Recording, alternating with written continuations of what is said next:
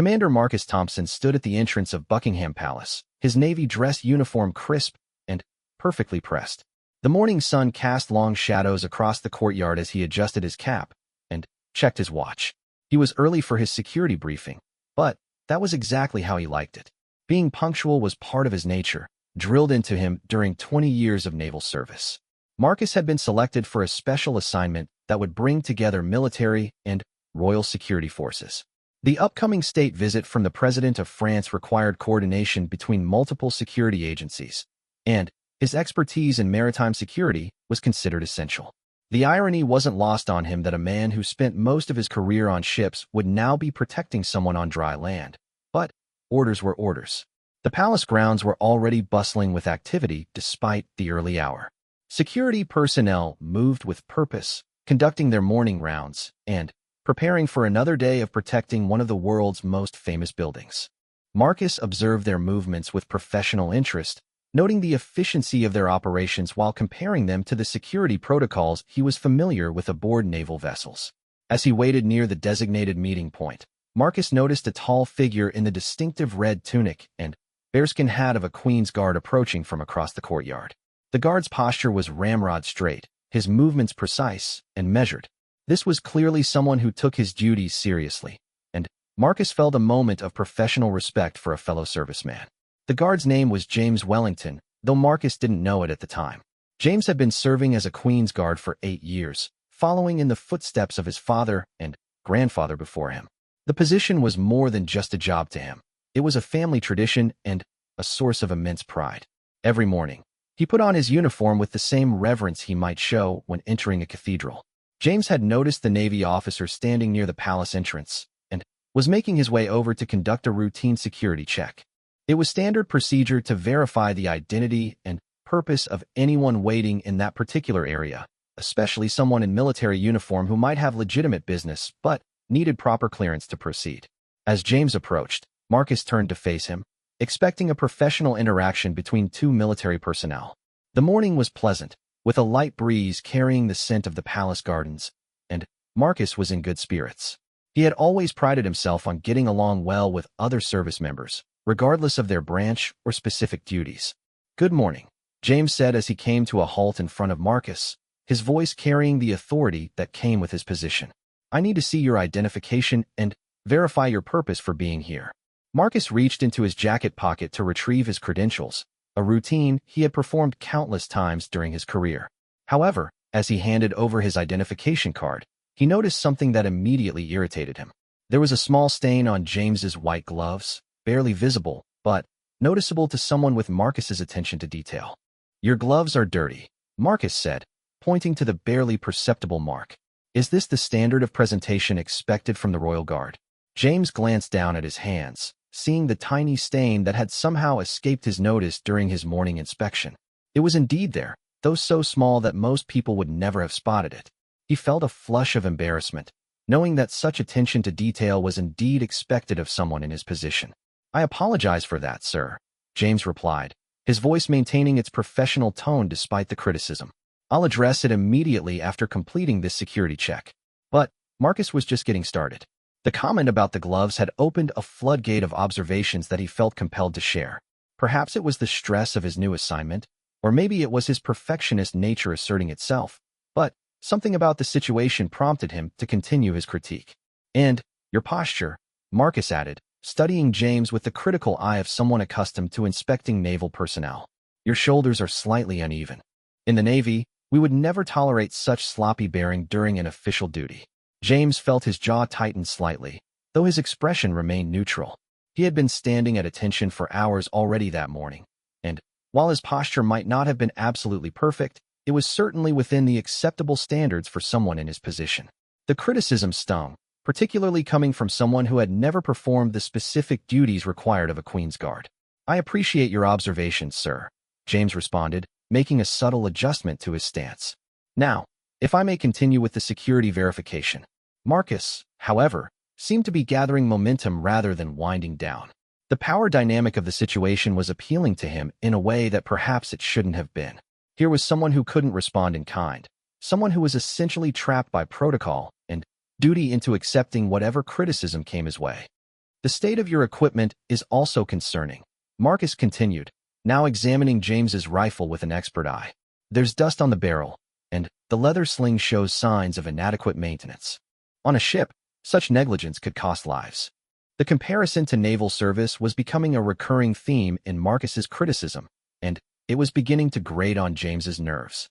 While he respected all branches of the military, the suggestion that his standards were somehow inferior to those of the Navy was both unfair and uninformed. The duties of a Queen's Guard were unique and demanding in ways that someone unfamiliar with the role couldn't fully appreciate. James had undergone extensive training to reach his current position, including months of drill and ceremony instruction, weapons training, and protocol education. He knew every inch of the palace grounds, every security procedure, and every potential threat scenario. His dedication to duty had earned him commendations from his superiors and respect from his peers. Sir, I maintain my equipment according to the standards set by the Household Division, James replied, his voice carrying just a hint of strain. These standards have been developed over centuries of service to the crown. Marcus detected the slight edge in James's voice and found it amusing rather than concerning. The idea that he could ruffle the composure of one of the famously stoic Queen's Guards was oddly satisfying. It fed into a part of his personality that enjoyed demonstrating his authority and expertise, especially when his audience couldn't effectively challenge him. Centuries of tradition don't excuse current deficiencies, Marcus shot back, his tone becoming more condescending. Perhaps the Royal Guard has become too comfortable with pageantry and forgotten about actual military standards. The insult to his regiment was a step too far for James, even though his training demanded that he maintain his composure.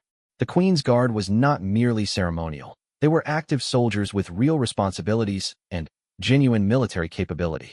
The suggestion that they were somehow playing dress-up was deeply offensive to someone who had dedicated his life to the service. Other guards in the vicinity were beginning to take notice of the exchange, though they maintained their positions as protocol demanded. Word traveled quickly among security personnel when something unusual was happening, and the sight of a Navy officer loudly criticizing one of their own was certainly unusual. Marcus became aware of the growing audience and seemed to relish the attention. Here was an opportunity to demonstrate his superior knowledge and experience to a group of people who, in his mind, had probably never faced real danger or responsibility. The fact that he was wrong about this didn't occur to him in the moment. In the Navy, we understand that discipline and attention to detail aren't just for show, Marcus declared, his voice carrying across the courtyard. Every action has consequences. Every mistake can be fatal. Perhaps that's a lesson the Royal Guard could benefit from learning. James felt his face burning with suppressed anger, but his training held firm.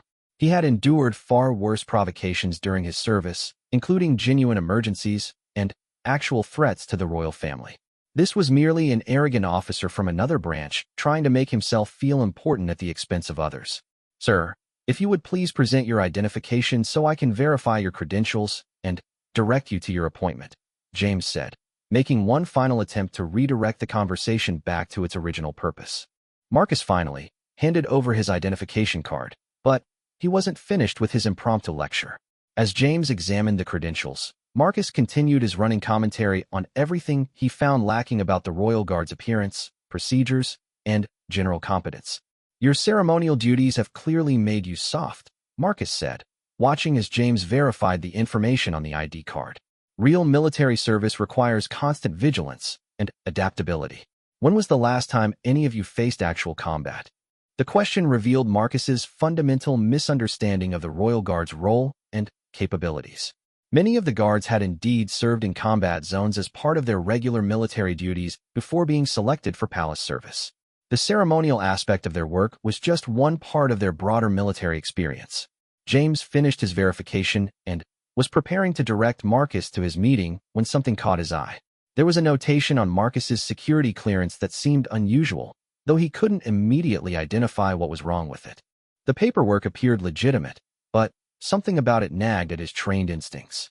Sir, I need to make a quick verification call regarding your clearance level, James informed Marcus, reaching for his radio. Standard procedure for this type of appointment. Marcus's confidence faltered slightly at this news. He had assumed that his credentials would be accepted without question, and the idea of additional verification made him uncomfortable for reasons he couldn't quite articulate. There was something about the way James was examining his paperwork that suggested the guard had noticed something significant. "That won't be necessary," Marcus said quickly, trying to take back his identification. "I'm expected at my meeting, and I don't have time for additional delays." But James had already begun the verification process, speaking quietly into his radio to confirm Marcus's clearance status with the appropriate authorities. As a security professional, he knew that something felt off about the situation, and his instincts were rarely wrong when it came to matters of protocol and clearance. The response from the other end of the radio was immediate and concerning. There was indeed an issue with Marcus's security clearance that required immediate attention from his superiors. The information James was receiving through his earpiece was painting a very different picture of the situation than what Marcus had presented. Marcus watched as James's expression shifted subtly, moving from professional courtesy to something more serious. The guard's training was evident in the way he maintained his composure while processing potentially sensitive information. Whatever he was learning through his radio communication was clearly significant. "Sir, I'm going to need you to remain here while I contact your commanding officer," James announced, his voice now carrying a different kind of authority. "There appears to be an issue with your security status that needs immediate clarification." The tables had turned dramatically in just a few moments. Marcus, who had been so confident in his position and authority just minutes before, now found himself being detained by the very person he had been humiliating. The irony of the situation was not lost on either of them, though neither man expressed it directly. James stepped back slightly, maintaining a safe distance while keeping Marcus in clear view.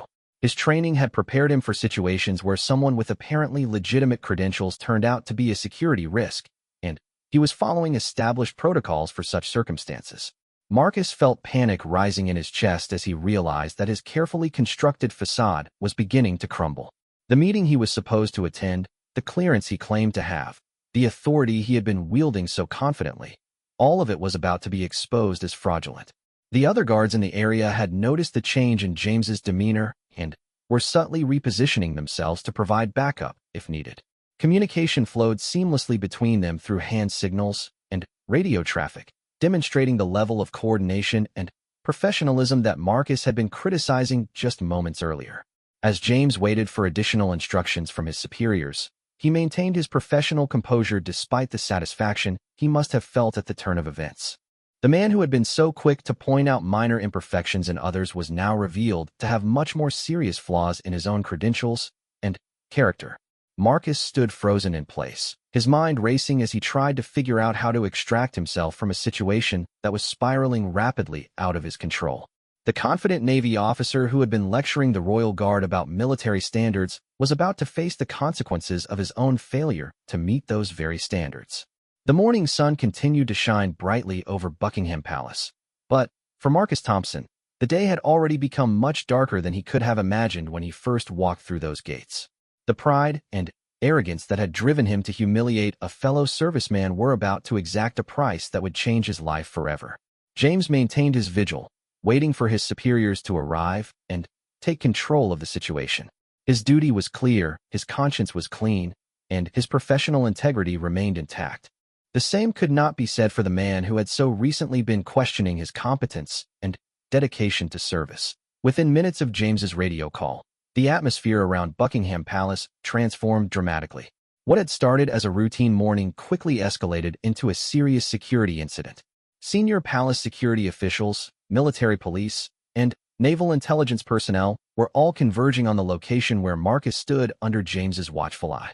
Captain Sarah Mitchell was the first senior officer to arrive on scene. As the liaison between naval intelligence and palace security, she had been monitoring communications when the alert about Marcus's compromised clearance came through. Her face was grim as she approached, and Marcus felt his stomach drop when he recognized her. They had worked together previously, and she knew exactly who he was and what he was supposed to be doing. "Commander Thompson," Captain Mitchell said, her voice carrying the weight of authority and disappointment. Or should I say, former Commander Thompson? The word former hit Marcus like a physical blow. His worst fears were being confirmed in real time, and there was nowhere to run or hide from the consequences of his actions. The clearance issues that James had discovered were apparently far more serious than a simple administrative error. James remained at attention nearby, serving as both witness and guardian while the situation unfolded. He had seen enough during his years of service to recognize when someone's career was imploding, and that was clearly what was happening to Marcus right now. Despite the harsh treatment he had received earlier, James felt no satisfaction in watching another serviceman's downfall. "There seems to be some mistake," Marcus stammered, trying to maintain his composure even as his world crumbled around him. "My clearance was valid as of yesterday morning. I have documentation." Captain Mitchell cut him off with a sharp gesture. "Your clearance was revoked 48 hours ago following a security investigation that you apparently thought you could ignore. The documentation you're carrying is now worthless, and your presence here constitutes a serious breach of protocol." The security investigation that Captain Mitchell referenced had been ongoing for several weeks without Marcus's knowledge. His gambling debts, his association with questionable individuals, and his increasingly erratic behavior had all come to the attention of naval intelligence. The decision to revoke his clearance had been made at the highest levels, but Marcus had been so consumed with his own problems that he had missed all the warning signs. James listened to the exchange with professional interest, beginning to understand the full scope of what had nearly occurred. A man with no valid security clearance had attempted to gain access to sensitive areas of the palace by using fraudulent credentials. If James hadn't followed his instincts and made that verification call, there was no telling what kind of damage might have been done. "The investigation revealed some very troubling information about your recent activities, Marcus," Captain Mitchell continued, her voice dropping to a tone that suggested grave disappointment rather than anger. "Your gambling losses alone exceeded your annual salary, and that made you a prime target for foreign intelligence services." Marcus felt the blood drain from his face as the full extent of his situation became clear. It wasn't just about losing his job or his clearance. He was being investigated as a potential security risk to his own country. The debts that had started as harmless entertainment had grown into a serious liability that threatened everything he had worked for during his naval career. The gambling had indeed started innocently enough. Marcus had always enjoyed the occasional poker game or sports bet, but the pressure of his high-stress naval assignments had gradually pushed him toward more frequent and higher-stakes gambling. What began as a way to unwind had slowly transformed into an addiction that he refused to acknowledge even to himself. James watched as additional security personnel arrived and began setting up a perimeter around the area. The professionalism and efficiency of their response stood in stark contrast to the criticism Marcus had leveled at them just minutes earlier. Every movement was precise, every communication clear and purposeful. "Your association with Viktor Petrov has been particularly concerning to our analysts," Captain Mitchell revealed, causing Marcus to visibly flinch at the mention of the name. "A known Russian intelligence asset who just happened to frequent the same casino where you accumulated most of your debts." Viktor Petrov was indeed a name that struck fear into the hearts of security professionals throughout the Western world. His ability to cultivate assets within military and government circles was legendary, and his methods were both subtle and effective. The fact that Marcus had been spending time in the same establishments as Petrov was not a coincidence that intelligence agencies were prepared to overlook. Marcus had met Viktor several months earlier during what seemed like a chance encounter at an upscale London casino. The Russian had been charming, knowledgeable about naval matters, and surprisingly generous with drinks and gambling stakes. What Marcus had interpreted as friendly interest from a successful businessman was actually a carefully orchestrated recruitment approach. The relationship had developed gradually, with Viktor offering financial assistance for Marcus's mounting gambling losses while simultaneously gathering information about naval operations, security procedures, and personnel matters. Marcus had convinced himself that he was merely accepting help from a friend, but the reality was far more sinister.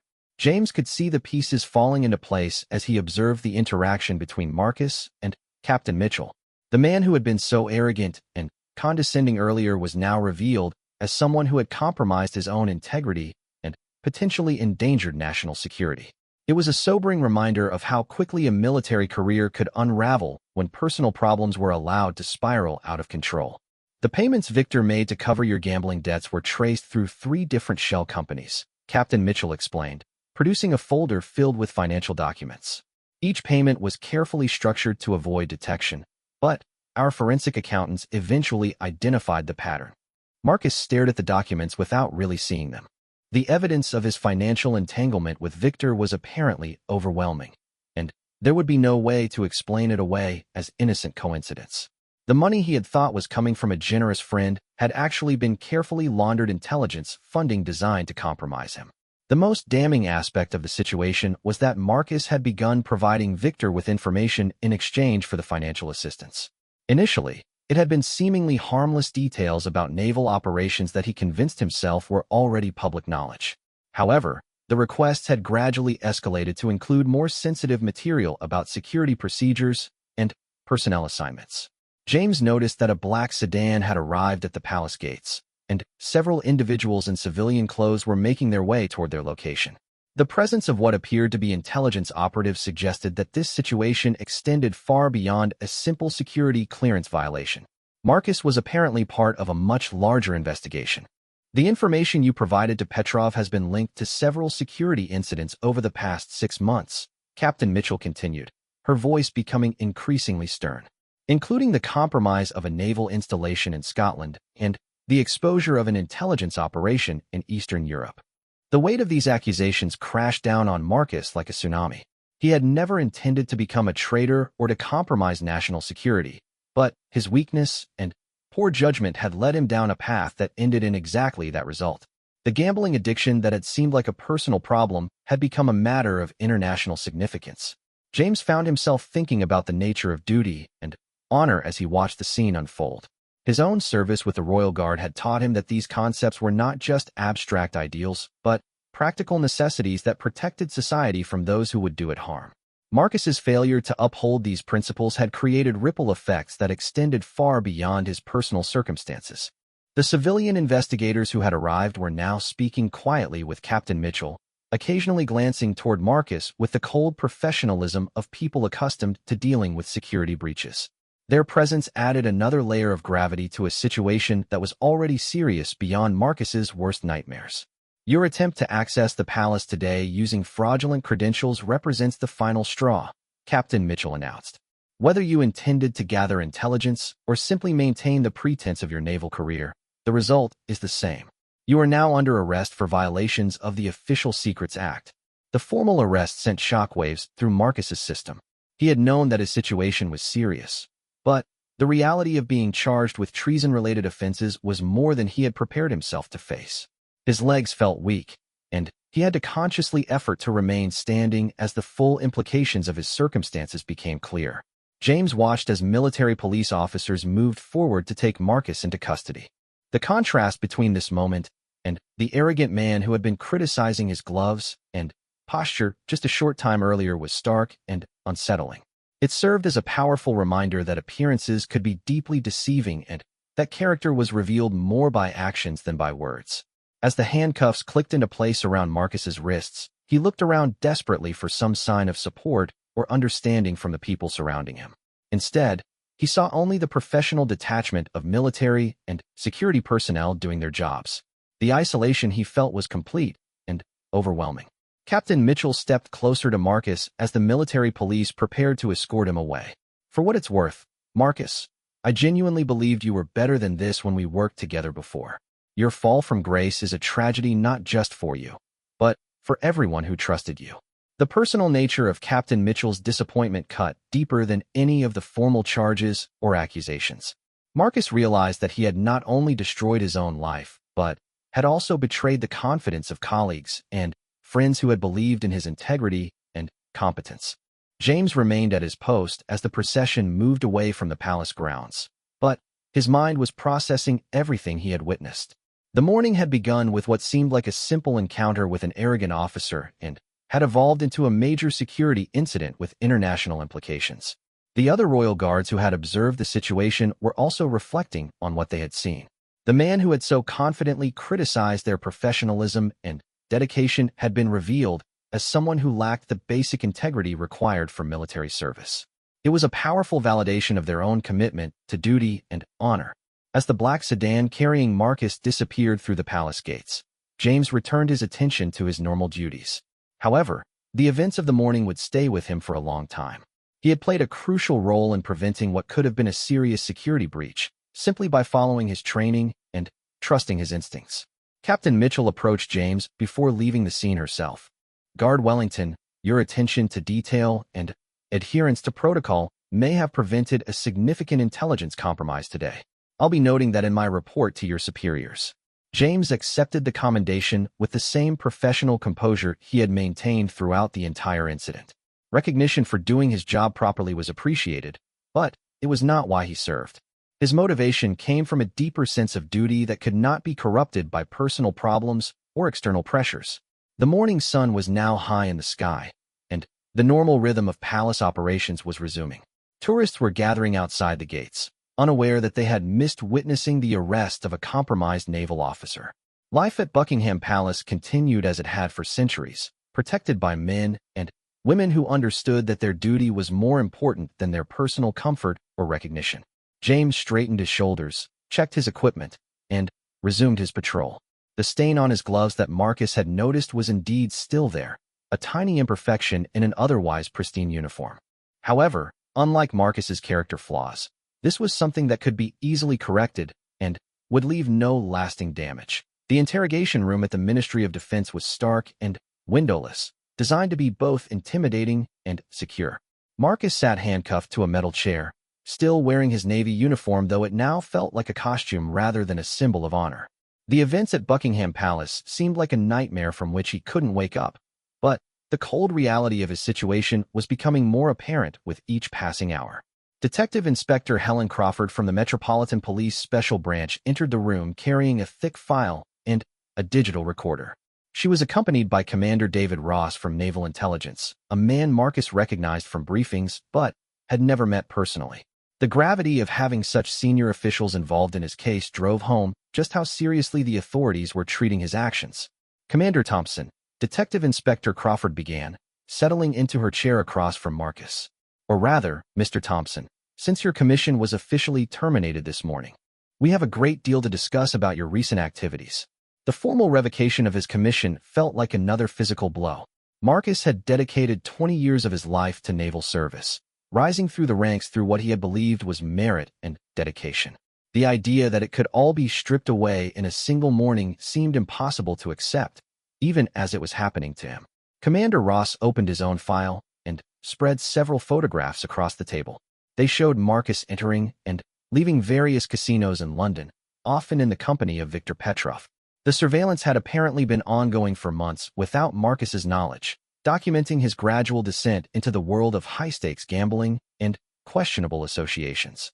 "Let's start with your first meeting with Victor Petrov," Detective Inspector Crawford suggested, pointing to one of the photographs. "Our intelligence suggests this wasn't the chance encounter you reported in your initial statement." Marcus stared at the image of himself shaking hands with Victor outside the Mayfair Casino. At the time, he had genuinely believed their meeting was coincidental, but looking at it now with the benefit of hindsight, he could see how naive that assumption had been. Intelligence operatives didn't leave things to chance, and Victor's presence in that particular casino on that particular night had undoubtedly been carefully planned. "I thought he was just another businessman who enjoyed gambling," Marcus admitted, his voice barely above a whisper. "He seemed knowledgeable about current events and was friendly. I didn't see any harm in accepting his invitation for drinks." Commander Ross leaned forward, his expression stern but not unsympathetic. "Victor Petrov has been on our watch list for over a decade. He's one of the most skilled intelligence operatives the Russians have, and his specialty is recruiting assets within Western military and government circles. The fact that you didn't recognize the signs is concerning but not entirely surprising." The revelation that Victor was a known intelligence asset made Marcus feel even more foolish. He had prided himself on his security awareness and his ability to spot potential threats, yet he had been completely taken in by what was apparently a textbook recruitment operation. The professional embarrassment was almost as painful as the legal consequences he now faced. Detective Inspector Crawford pulled out another set of documents, these ones detailing Marcus's financial situation over the past 18 months. The progression from occasional gambling to serious debt was clearly visible in the bank statements and credit reports.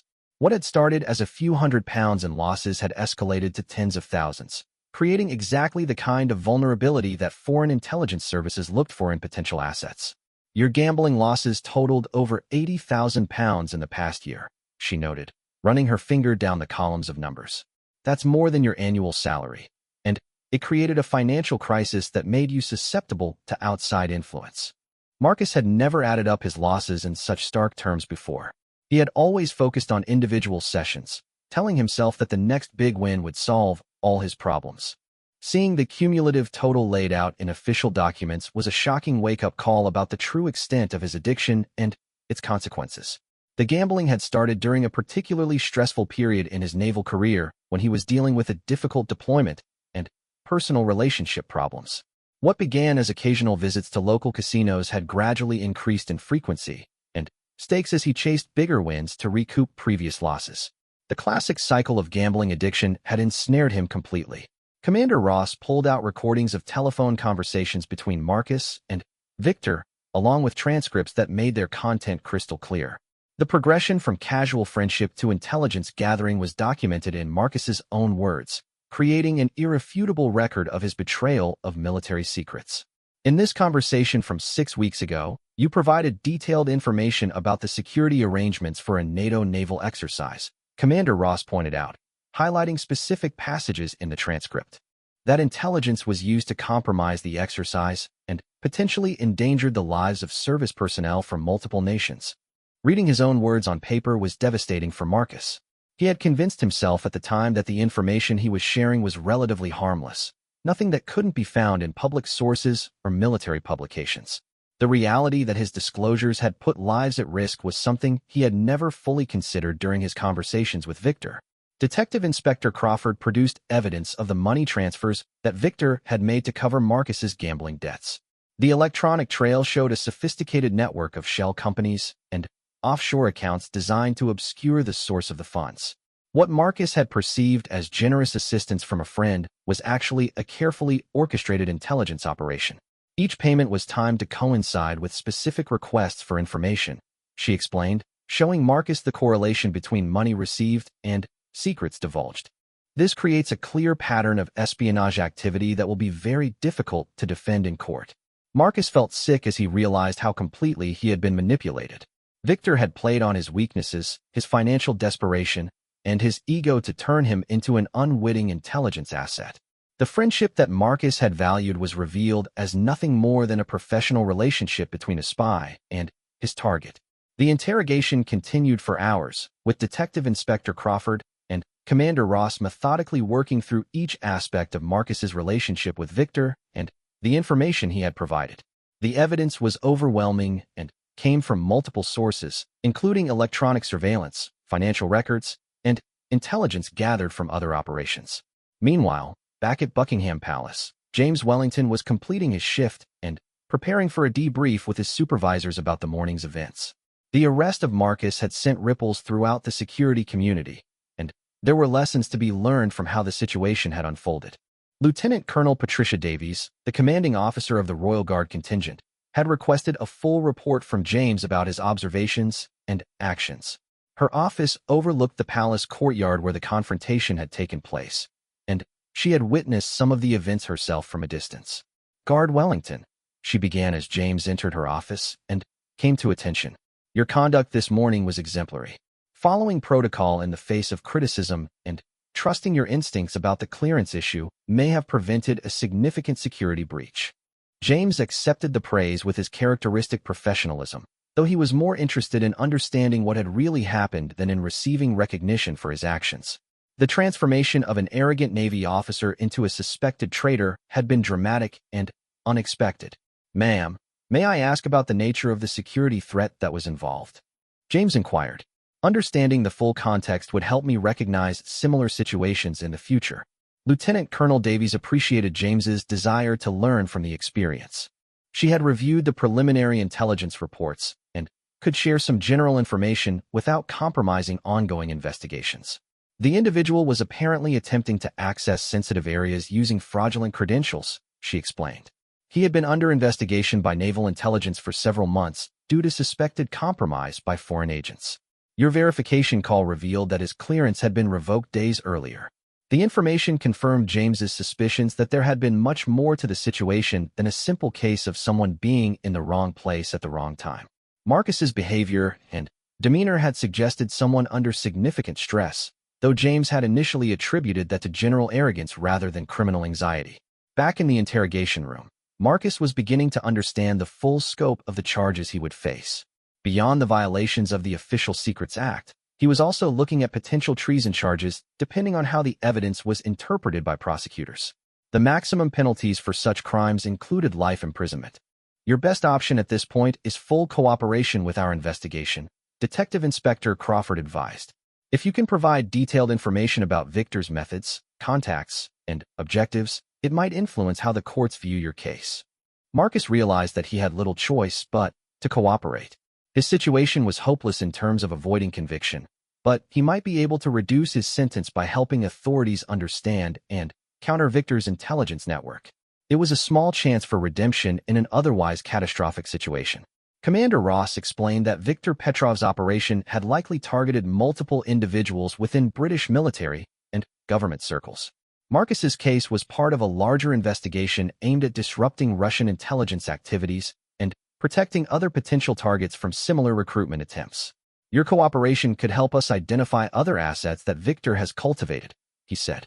It could also help us understand his methods well enough to train our personnel to recognize and resist such approaches in the future. The thought that his experience might help protect others from falling into the same trap was some comfort to Marcus, though it didn't diminish his own culpability. He began to provide detailed accounts of his interactions with Victor, including information about other individuals he had seen the Russian talking to at various venues. As the interrogation continued into the evening, Marcus found himself reliving every moment of his relationship with Victor, analyzing it with the harsh clarity that comes from understanding how completely one has been deceived. Each memory was painful as he recognized the manipulation techniques that had been so skillfully employed against him. The investigators were particularly interested in Victor's questions about palace security procedures, which explained Marcus's attempt to gain access to Buckingham Palace using fraudulent credentials. He had been tasked with gathering intelligence about royal protection measures, though he claimed he had never intended to actually carry out that assignment.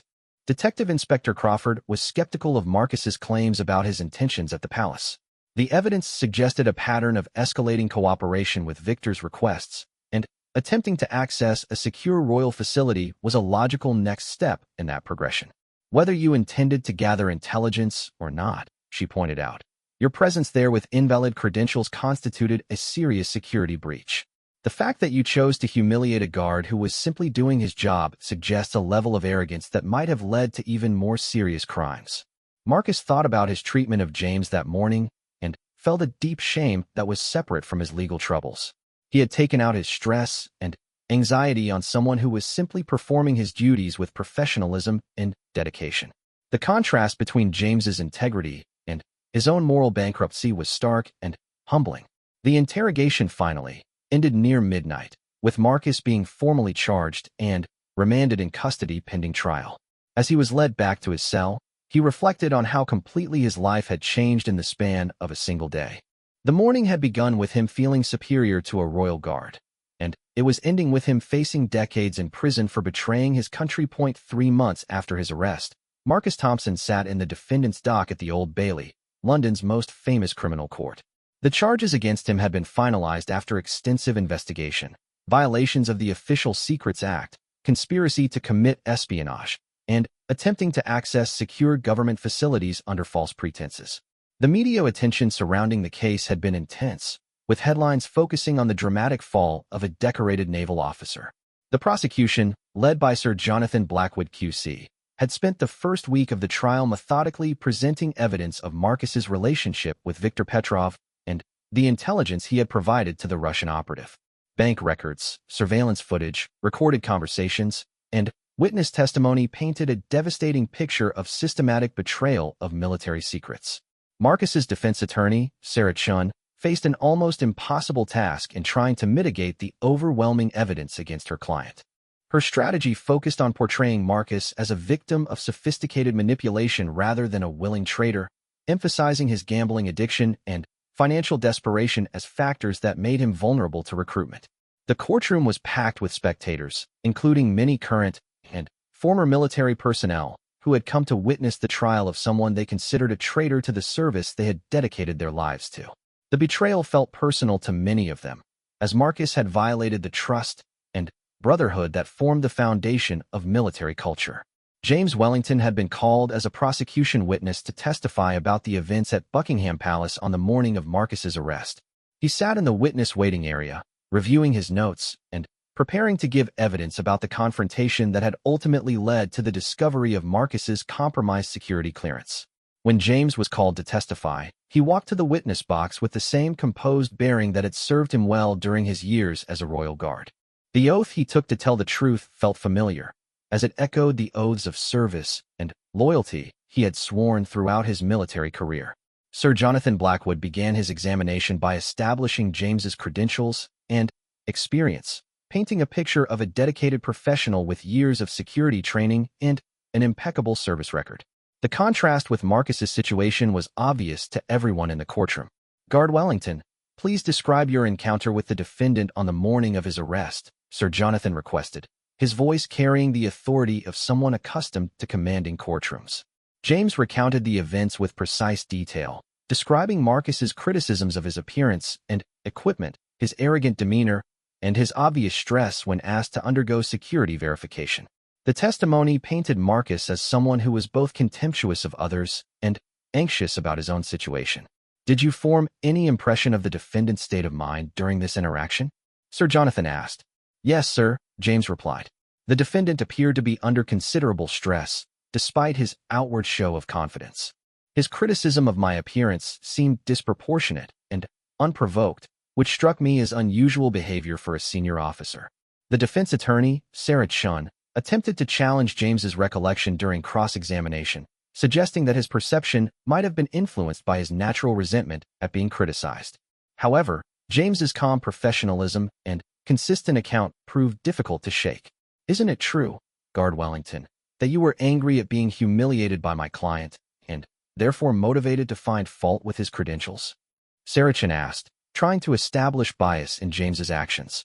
"No, ma'am," James responded firmly. "I followed standard security protocols regardless of my personal feelings.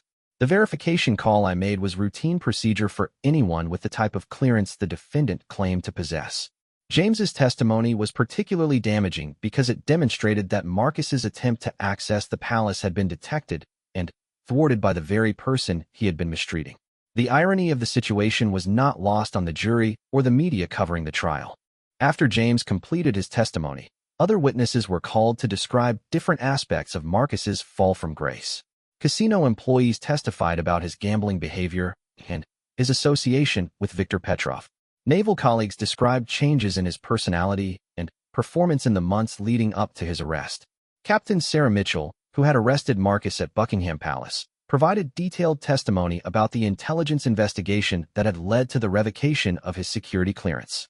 Her evidence revealed the sophisticated nature of Victor's recruitment operation and the serious consequences of the information Marcus had provided. The defendant gave detailed information about NATO naval exercise security protocols, Captain Mitchell testified.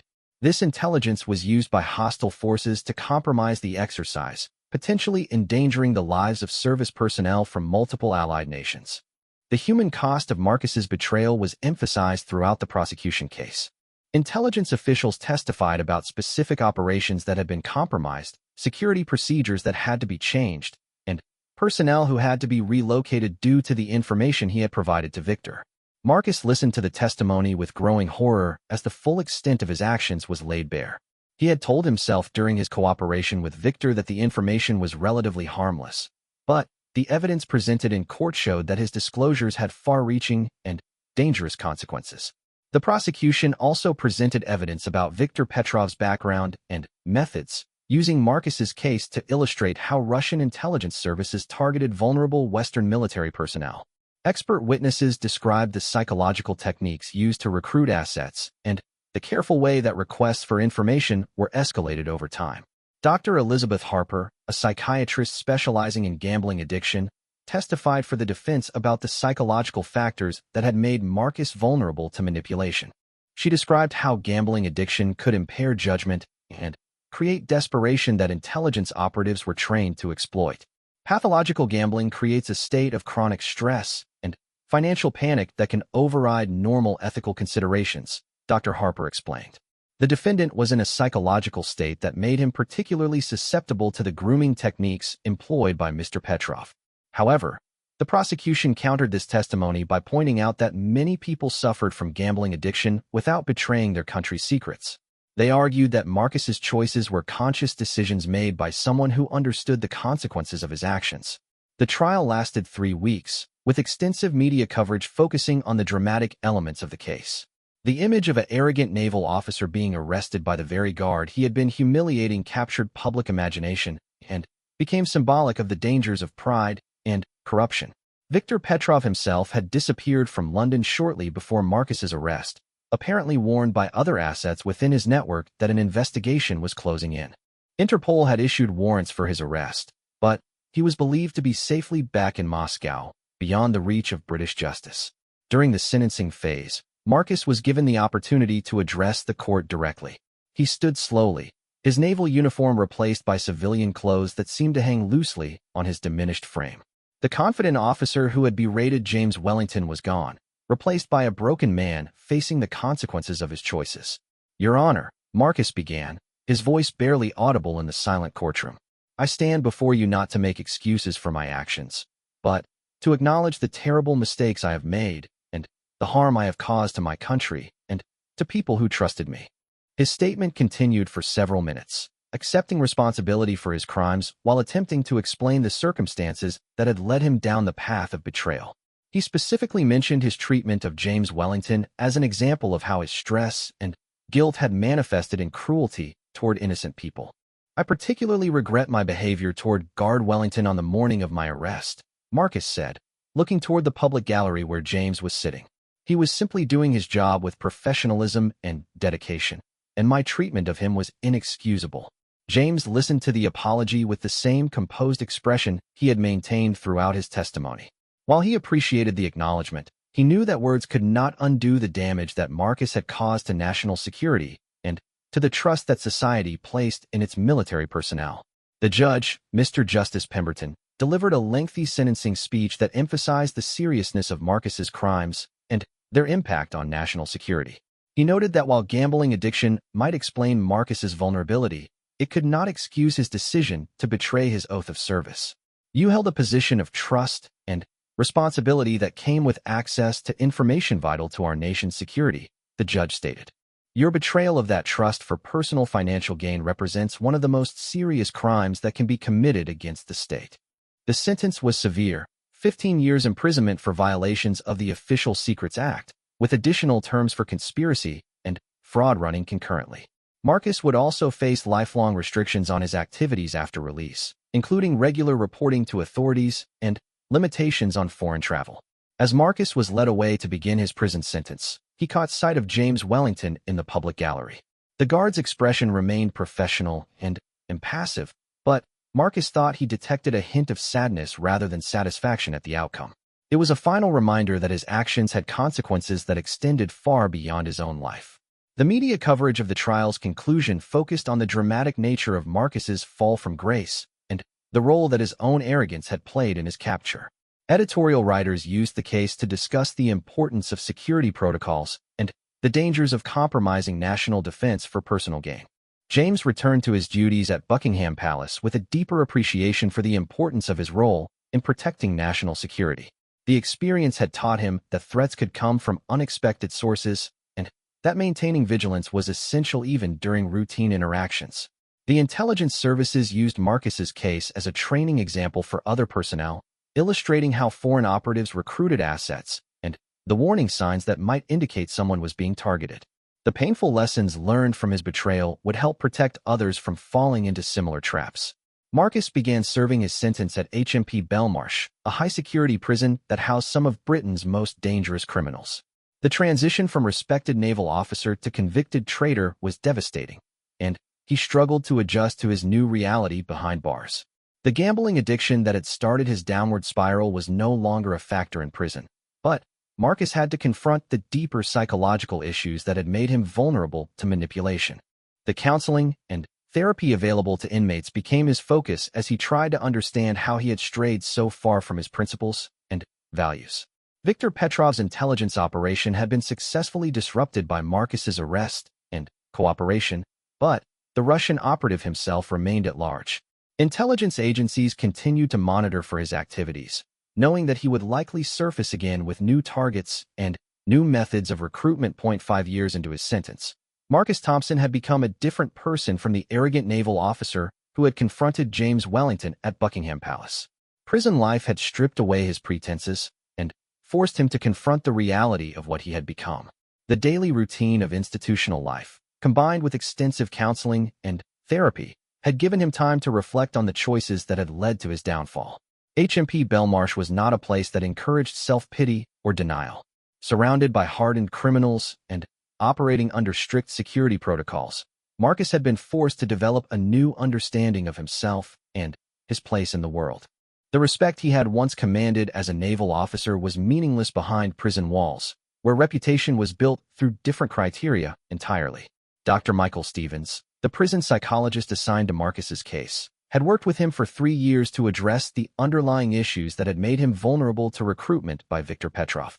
Their sessions had revealed a pattern of narcissism, gambling addiction, and financial irresponsibility that had created the perfect conditions for compromise. "You've made significant progress in acknowledging the harm your actions caused," Dr. Stevens noted during one of their regular sessions. "But real rehabilitation requires more than just understanding what you did wrong. It requires developing the internal controls to ensure it never happens again."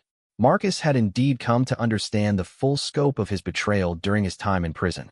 Letters from former colleagues, news reports about compromised operations, and his own research into the consequences of his actions had painted a devastating picture of the damage he had caused to national security and to individual lives.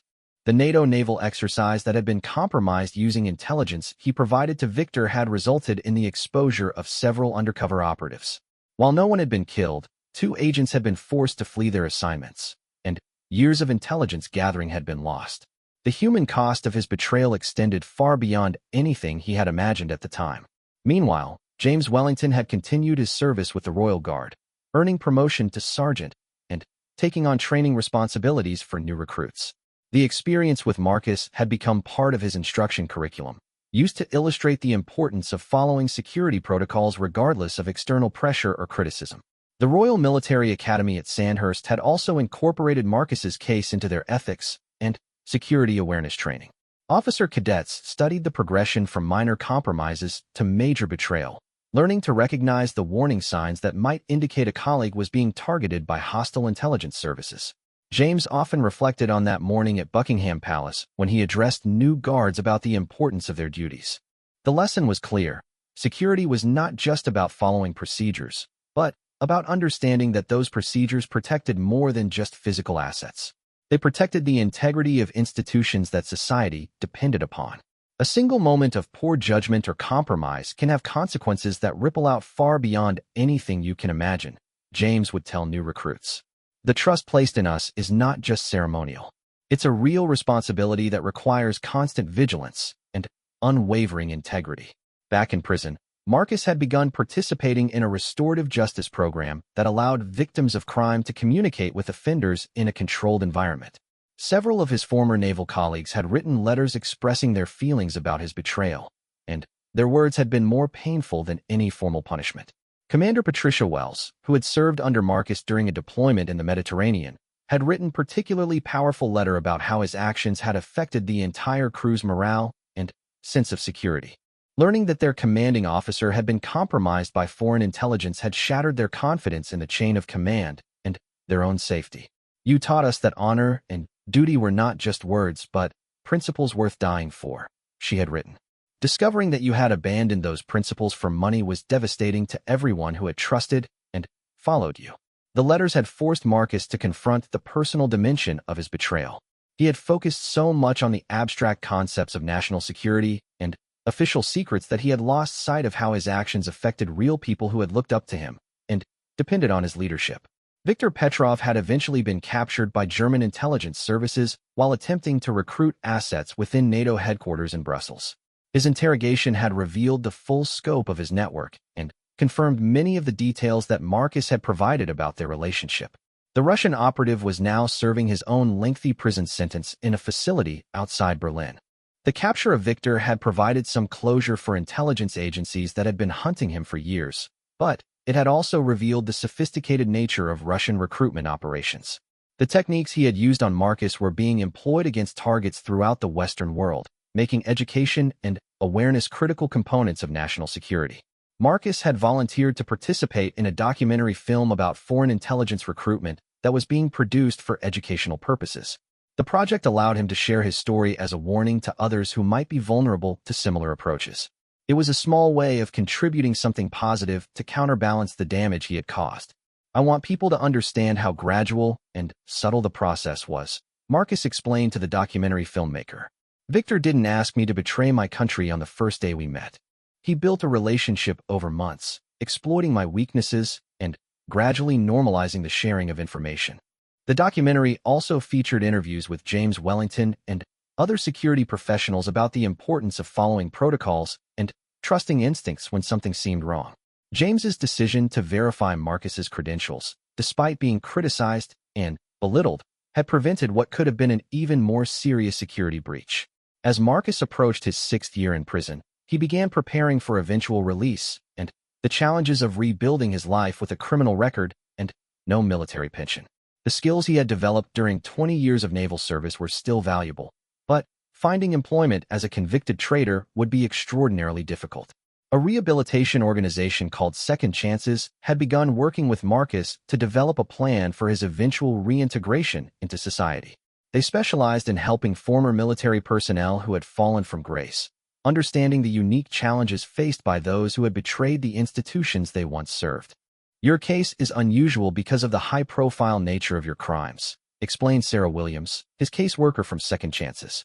But the underlying issues you've dealt with, addiction, financial pressure, poor decision-making, are common among the people we help. The work you've done on yourself in prison gives you a foundation for a different kind of life. Marcus had earned several educational qualifications during his time in prison, including a degree in psychology that helped him understand his own behavior and the behavior of others. He hoped to eventually work in addiction counseling, using his own experience to help people avoid the mistakes he had made. The parole board that would eventually consider his early release would look at his rehabilitation efforts, his cooperation with authorities, and the likelihood that he would reoffend. The extensive therapy records, educational achievements, and participation in restorative justice programs all worked in his favor. James Wellington had been approached by the parole board for his views on Marcus's eventual release, given his role in the original case. His response was measured and professional, focusing on the importance of rehabilitation while acknowledging the seriousness of the crimes that had been committed. I believe in the possibility of redemption for anyone who genuinely acknowledges their mistakes and works to make amends, James wrote in his response to the parole board. However, the trust that was betrayed in this case was fundamental to our national security, and any decision about early release must carefully consider the ongoing risks. The intelligence services maintained a file on Marcus that would follow him for the rest of his life, regardless of his rehabilitation efforts. His travel would be restricted, his associations monitored, and his activities subject to review. The price of betraying national secrets extended far beyond the formal prison sentence. Marcus understood and accepted these restrictions as a necessary consequence of his actions. The freedom to travel abroad or work in sensitive positions was something he had forfeited through his choices, and he had no illusions about ever fully escaping the consequences of his betrayal. As he prepared for a parole hearing that was still several years away, Marcus continued his therapy sessions and educational programs. The man who had once believed himself superior to a royal guard now understood that true strength came from service to others rather than domination over them. The confrontation with James Wellington that had triggered his arrest had been a moment of revelation that Marcus was only now fully appreciating. James's quiet professionalism and adherence to duty had highlighted everything that Marcus had lost through his poor choices and compromised integrity. In his cell at night, Marcus often thought about that morning at Buckingham Palace and wondered what might have happened if he had simply acknowledged James's professionalism instead of criticizing it. Perhaps his own insecurities and guilt had driven him to attack someone whose dedication highlighted his own failings.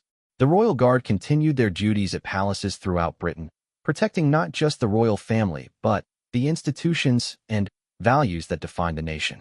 Their service was a reminder that duty and honor were not abstract concepts, but practical necessities that required daily renewal and commitment. James Wellington eventually retired from active duty with the Royal Guard after 15 years of distinguished service. He moved into a training role at the Royal Military Academy, where his experience with security protocols and threat assessment made him a valuable instructor for future officers. The case of Marcus Thompson became a standard part of the curriculum James taught, used to illustrate how quickly situations could escalate and how important it was to trust training and instincts over social pressure. The lesson resonated with students who understood that their own futures depended on maintaining the highest standards of integrity. Marcus's story served as a cautionary tale throughout the military and intelligence communities, but it also became an example of how rehabilitation was possible even after the most serious breaches of trust. His cooperation with authorities had helped protect others from similar recruitment attempts, and his educational work continued to provide value even from prison. The gambling addiction that had started Marcus's downward spiral was something he would need to manage for the rest of his life. Prison had provided a controlled environment free from temptation, but eventual release would test his ability to resist the behaviors that had made him vulnerable in the first place. As Marcus contemplated his eventual return to society, he understood that he would never fully escape the consequences of his actions. The man who had once worn his naval uniform with pride would carry the stigma of traitor for the rest of his life. However, he had also developed a deeper understanding of service and redemption that might allow him to contribute something positive to the world he had once betrayed. The morning at Buckingham Palace when he had humiliated James Wellington now seemed like a lifetime ago, though it had been less than 6 years. That moment of arrogance and cruelty had been the beginning of the end for Commander Marcus Thompson, but it had also been the first step on a long journey toward understanding what duty and honor really meant.